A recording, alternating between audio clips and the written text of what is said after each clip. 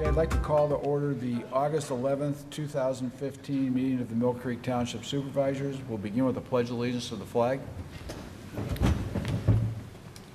I pledge allegiance to the flag of the United States of America and to the republic for which stands one nation under God, indivisible, with liberty and justice for all.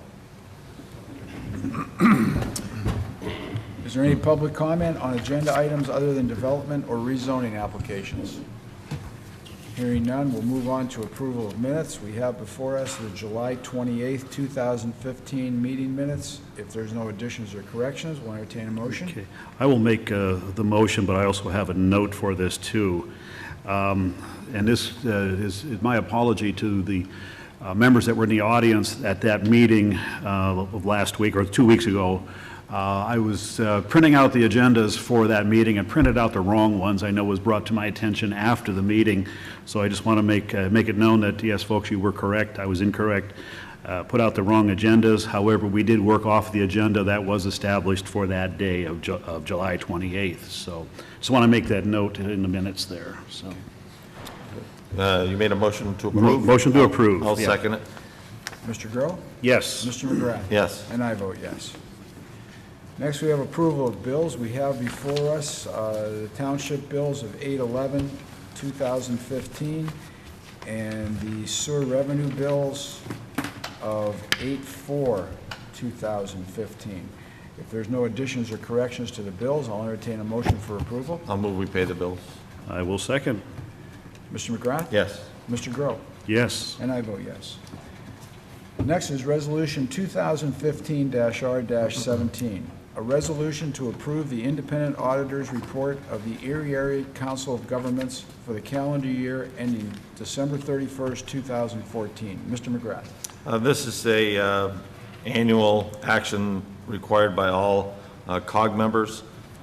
We need to take this action prior to the September meeting of the COG so that the COG can formally approve that auditor report. So I would move approval of Resolution 2015-R-17. I'll second that. Mr. McGrath? Yes. Mr. Groh? Yes. And I vote yes. Next is appointment of auditing services for 2015. We have a proposal here from Felix and Gleckler, who had done our audit last year. They do the audit for both the township and for the sewer revenue. The proposal is a not-to-exceed number of $11,500. They have given us some ideas on savings in the upcoming year for the next audit, and we're going to enact some motions, not today, but to change some things and hopefully save some more money on that. Now, this is something we do every year. According to the second-class township code, we have to appoint an auditor for the township, and it would be my recommendation at this point that we appoint Felix and Gleckler, PC, for the township audit and for the sewer revenue audit. Is that a motion? Yes, at a cost not to exceed $11,500, and that's in the form of a motion. I'll second that. Mr. McGrath? Yes. Mr. Groh? Yes. And I vote yes. Next, we have stormwater maintenance agreement. This is for the Millcreek Township School District, the McDowell parking lot. Millcreek Township School District developer. Rick? Stormwater management maintenance agreement is on the township approved form. The school district will own the parking lot as well as the stormwater management facilities, and so they will be responsible for the maintenance, and we recommend the approval of the agreement. Any questions from the board? None for me.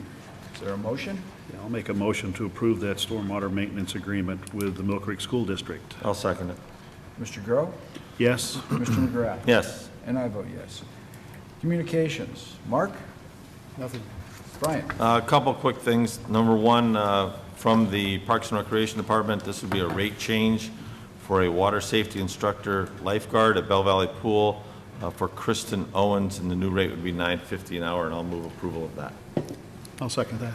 Public comment? Mr. McGrath? Yes. Mr. Grow? Yes. And I vote yes. And the only other thing is just an announcement. Fortunately, this is very nice that we've been able to do this a couple of times in the past, but I'd like to make note that Bay Creek Concrete provided the concrete for a sidewalk that we recently installed up at Veterans Park. And as they have done in the past, they provided that concrete at no charge, concrete and delivery at no charge. And just as a note here, what they put on their bill, we are pleased and humbled to deliver the above concrete at no charge to honor all those who have served our country. So again, thank you very much on behalf of Millcreek Township to Bay Creek Concrete for providing that material. Yes. Thank you. That's it. Thank you. Okay, I have a few things from the PD. First is for permission to appoint Daniel J. Jones, age 38, of Hydla Road in Fairview Township, to the West Ridge Fire Department Fire Police roster effective this date. This request comes from West Ridge Fire Chief Dan Ouellette, who performed the required Pennsylvania State Police criminal record check. Results of that check indicate no criminal infractions, and similarly, no criminal violations are on record with the Millcreek Township Police. Would be a motion to approve Daniel Jones for the West Ridge Fire Department Fire Police. I'll second that. Public comment? Mr. Grow? Yes. Mr. McGrath? Yes. And I vote yes. Second is for permission for the West Ridge Fire Department Fire Police to conduct traffic control at Browns Farm and Steratania Road for the McDowell High School Cross Country Invitational on September 5th from 7 a.m. to 12 p.m. Fire Police will assist pedestrians in crossing Steratania Road from the school parking lots to Browns Farm and back for this event. And the written request is attached for our signatures if approved, and I would recommend approval. Okay, I'll second that one. Public comment? Mr. Grow? Yes. Mr. McGrath? Yes. And I vote yes. Lastly is for permission retroactively for Patrolman Nathan Spiker and Patrolman Kerry Nicholson of the Millcreek Police to attend basic crisis negotiations training at Logan Township Police Department in Altoona, PA from August 10th through August 14th. Costs with registration are already paid via grant, which will total approximately $1,700 for hotel rooms, meals, and fuel in a township vehicle. Since both officers are new to the crisis negotiation team, this class will complete their initial certification. The reason this is being done retroactively is that the opportunity to attend this class did not come up until the 7th of August, so that was just on Friday. So they had to get their forms and approvals in before that. So I would recommend approval retroactively for the officers to attend the basic crisis negotiations. I'll second that. Public comment? Mr. Grow? Yes. Mr. McGrath? Yes. And I vote yes. Next is from our HR Director, Diane Lyons. This is approval for 2 new hires as full-time radio dispatchers with the police department. The first is Randy Houle. His start date will tentatively be 8/24/2015 at a rate of $17.84. Randy has been a part-time dispatcher with the Millcreek Township since December of 2011. He has an associate's degree in criminal justice from Mercyhurst University. His hire and the other hire, if approved, will be contingent upon successful completion of pre-employment physical and drug screens. And I would make a motion that Randy Houle be appointed as a full-time dispatcher. I'll second that. Public comment? Mr. Grow? Yes. Mr. McGrath? Yes. And I vote yes. And second individual is Gerald Hicken III. Again, his tentative start date is 8/24/2015 at a rate of $17.84 an hour. Gerald has been a part-time dispatcher with Millcreek Township since February of 2013. He comes to us with experience from Millcreek Paramedic Service, Erie County 911, and West Ridge Fire Department. And again, his hiring will be contingent on successful completion of pre-employment physical and drug screens. And I would make a motion for the appointment of Gerald Hicken as a police dispatcher. I'll second that one, too. Public comment? Mr. Grow? Yes. Mr. McGrath? Yes. And I vote yes. Lastly, this is in regards to our cable franchise. As probably you're aware, the original consolidation of Time Warner with Comcast fell through some time ago, and there is a new deal on the table. This is between Time Warner and Charter Cable Company. If you recall, when we went through the consolidation before, we had to sign on behalf of the township what is termed a FCC Form 394. This gives the municipalities approval for the consolidation to occur. That was between Comcast and Time Warner. We have to go through a similar process now with the Charter Time Warner consolidation. We have asked that Cohen Law Group out of Pittsburgh, who has represented us through the negotiations, through the first attempted consolidation, that they represent us during this consolidation also.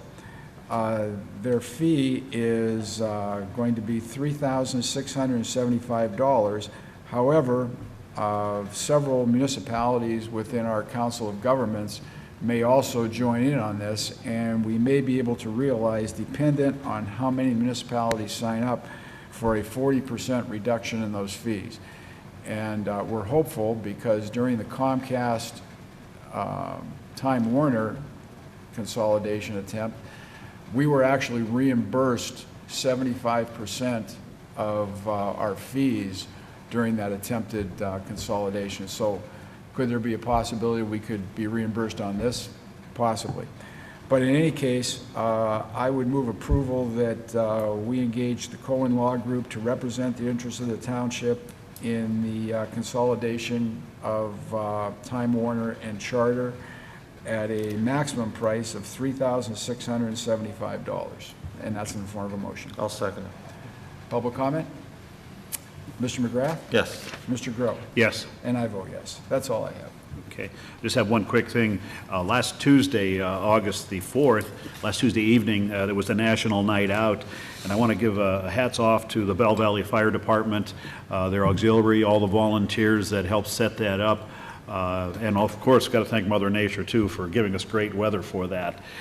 It was a well-attended event. I was over there for about an hour and a half or so, along with my wife, and it was just a really nice event to see all the people from Bell Valley, but also other parts of Millcreek, and there were some people from the city and from Lawrence Park. But it's a community-wide effort, and this was just one of them that was done here in Erie County. So my hat's off to the Bell Valley Fire Department for organizing this and keeping it going there. So that's all I have. Thanks. Thank you. Evan? I have nothing. Gail? Rick? Citizens to be heard. Yes, sir. If you could please come up to the podium, give us your name and address, and please sign in on the sheet there. My name is Richard Bayhurst, 4104 Concord Road. I talked to Mr. McGrath on the phone, and I asked him that you guys change some ordinance on privacy fencing. It will not help in my case, but in other people's yards, where we either put up a good neighbor fence, or they put the nice side of the fence facing the neighbors, where you don't have to come out of your backyard and look at an ungodly fence. I don't think that's too much to ask. Other areas have it, that the good side goes out. And I'm sure you wouldn't prefer that at your home. John, I'm going to look at you for the Yes, I will. zoning guy here to Yes, address I will. this, and I think that Mr. Bayhurst is correct about, we don't require that, correct? That is correct. And Mr. Bayhurst, as you may or may not be aware, I have quite a few years' experience in zoning and building codes. And let's see, I've worked in, well, unfortunately, 5 different communities as a zoning and building administrator. None of those communities had a requirement for a good side out. And I agree with what you're saying. Myself, I have a fence in my yard, and my neighbors also have. And, you know, the courtesy side goes out as a general courtesy, but there is no requirement. And believe me, I understand the point that you're getting at there, because it does not look good. My suggestion, of course, this would cost you money to do this. Ask the neighbor if you could put up fencing on that same post. Of course, that's an expense that you shouldn't have to bear. We asked the neighbor if we could put up what is called a good neighbor fence. Right. Split the cost with them, and put up Sure. a nice vinyl fence. Right. And we were told, no. Yeah. Yeah, that sounds like there's probably a situation with a neighbor which we don't get involved in that. What there. would be the process for, I mean, we'd have to change our ordinance, obviously. We would have to change the ordinance, and I'm not sure, I'll have to throw it over to Evan for a second. Would that go to the planning commission? Well, yeah, any ordinance that's going to change the zoning ordinance or the subdivision ordinance has to go to the planning commission, be heard. It's a longer process. Yeah. That doesn't mean you can't do it. And I'll add that until not that many years ago, we didn't have any requirement that exterior lighting not be aimed at neighbors. Yeah. But, you know, one of the reasons we don't have rules is people used to be courteous to one another. Yeah. Now we have spite lighting and spite fences, and isn't that Yeah. precious? Yeah. So, you know, an awful lot of the laws that exist because somebody had to push an envelope too far. Right. So, I mean, Yeah. yes, you have to follow the process. We have a number of things that we might be Yeah. trying Well, to tweak the ordinance. in with. Mr. Bayhurst's case, and I don't want to, I'm not trying to put you off here, but I'm saying I'm not doing this just for me. Yeah. He has the fence. up. right. Yeah. I'm But looking at other people that want to come into this community, who wants to spend, I have $170,000 into my home and spend that type of money and then walk out their back door and see something like this. Right. would a suggestion be for Mr. Bayhurst to attend a planning commission meeting and make the same? Do we need to go that Well, far? the planning commission could, and once in a while, suggest that the board consider changes. Much more often, it comes from the board. Right. That they consider. Yeah. I mean, they don't have a staff to do the work. So I think that would probably force Mr. Bayhurst to go to another group of people at night and say the same thing, and they'd be saying, well, supervisors, why don't you do Right. something? Well, do we need to start a petition up? It's not a pain, it's not like it's terrible to go through this process, but you don't want to go through this process for each little change to a zoning ordinance. At some point in time, probably after the summer's over and things slow down in some parts, there's probably going to be some thought to different sections of the zoning ordinance and whether revisions are needed, so that several could be made at one time. And this certainly would be worthy of consideration in that context. I just look at how slowly things get done Oh, because yeah. the supervisor that's no longer here said that on 42nd Street at our house, they put drainage ditches in, that they were going to put a swell around it to help keep some of the water from the cemetery for coming in our yards. Well, that was 4 years ago and it still isn't done. Okay. You're saying 14 or Like 42nd Street. 4 years. 4 years ago. Well, getting back to the fence, Yeah. there's no need then, what I suggested, going to the planning commission. We can take this up ourselves with the zoning office, and when we make those amendments or changes to the zoning ordinance, we'll give that one Yeah. just consideration. Okay, would you, when you guys do this, would you please notify me? Sure. On what your Yeah. thoughts are on it? Right. And we will probably post anything any proposed changes on our website also. Okay, I'd appreciate it, just, Sure. as I said, it won't help me in my situation, Yeah. but it will be for people Right. that want to come into the community. Right. Yep. If I could just add one other thing here, Mr. Bayhurst, not to belabor this matter. I've run into this several times in my career, and more times than I really like to talk about. And of course, this seems like a little bit of a problem between neighbors. I might suggest, and I have said this to other people, that in your similar situation, you may consider, is it just along the side property line? So you have that ugly side looking at you. Put up your own fence right up, I want to say up to it, not touching it, but in proximity to it. And that way you can cover it with your own decorative fence, whatever style you choose, you And so know. then how do you take care of the grass in between? It's a good point there. I believe that what will end up happening is it'll die. I'm hoping it does. Well, it'll just end up growing up. yeah. Between it. and Right. You know, Okay. you can't get at it to do nothing with it. Right. I've seen that happen when I lived in Erie, 2 neighbors, and they put a fence up. Yeah, They made it just wide enough they could run a mower through it. right. And I'm thinking, what, you know, how stupid and what a waste of money for both of them. Yes. It costs thousands of dollars to put one of these fences up. Yeah, put up a decent one that everybody can benefit from and, you know, get reasonable use of their rear property. Yeah, I understand your point there, sir. Since it's not falling on deaf ears, I understand what you're getting at, so. Thank you very much. Thank you, sir. Thank you. Is there anyone else? Yes.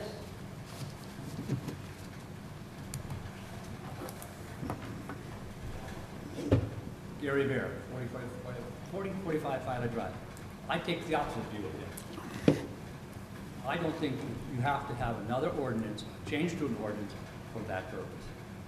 It doesn't mean that you should legislate to me what I should put out, what I'm going out to look at, and what I should look at. If I choose to have a fence looking fine inside my property and not have to forego or undergo the expense of putting a nice side out for the benefit of someone else,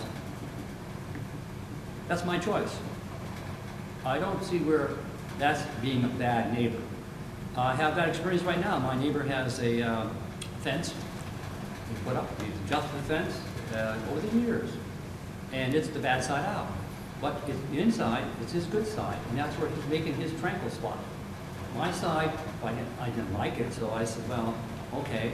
I put up my own fence, which you suggested, John, and that worked out extremely well. It's the way I want it, not the way my neighbor wants me to see something. And some of these things are but ugly as well, when the outside, when they put the outside, the nice side out. That's their own perception. I don't think you need to do this. This is too much government interference in something that's a private scenario. Gary, we regulate the height of fence. Why I know can't- you do. Why can't we regulate the type of fence? But you don't enforce it. We're not, well, I'm hoping that we do, I don't know. We regulate the height of fence. I don't see why we can't regulate, instead of calling it the good side out, just the type, if you're gonna put up a privacy fence, then put up a privacy fence that's, define it internally. right, exactly, the dual Right. side. I have one in my backyard that was there when I bought the house, but it's good on both sides. Yeah, Well, then, if you're going to do that, make that the thing, but then again, you're going to incur, homeowner's going to incur extra cost for the benefit of whom? Well, I don't see a problem with being a good neighbor. yeah. But I don't see where the bad side out is a bad neighbor. I have some neighbors that put up the bad side out, and they're good people. Did you ever see the fence out on, is it Route 8, I think it is? Yeah, Where the guy painted his fence on the opposite side, like fluorescent yellow? yeah. Orange. Orange. yeah. Orange. It's on your off-road It's a express. safety fence. Yeah.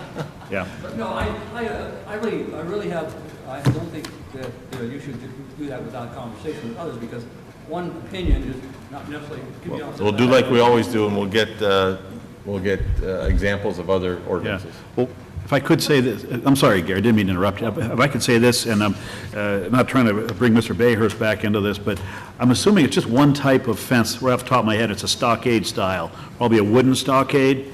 That's the one that seems to be where there's controversy about. If you get the vinyl ones that are dual-sided, or even the shadow box, the shadow box style that's wood. Yeah, that's the everybody's one. got a good side there, Well, you know. some people get upset by the type of wood structure that holds the fence up. Yeah. They don't like the posts. They want a different kind of They- post. They well, want yeah. this post, they want that Yeah, post. yeah, And where does it stop? And who shares the cost? And often you're gonna find out, oh, I'm not gonna pay for it. So Right. the people that put their trees on the property line, they grow over on your thing, and they won't maintain them. that's another one we Then get calls people who about. put these good side-up fences, Yeah. after a few years, don't maintain them, so they look bad side. So, you know, you can go all over the board, and when do you stop legislating what you can't control? When people start behaving. Yeah. Now, one more thing, when are you guys going to start your budget determinations? Typically October. Well, there's the guy to ask right here. Oh, okay. Probably October. Okay. All right. Thank you very much. Okay, you. thanks, Gary. Is there anyone else?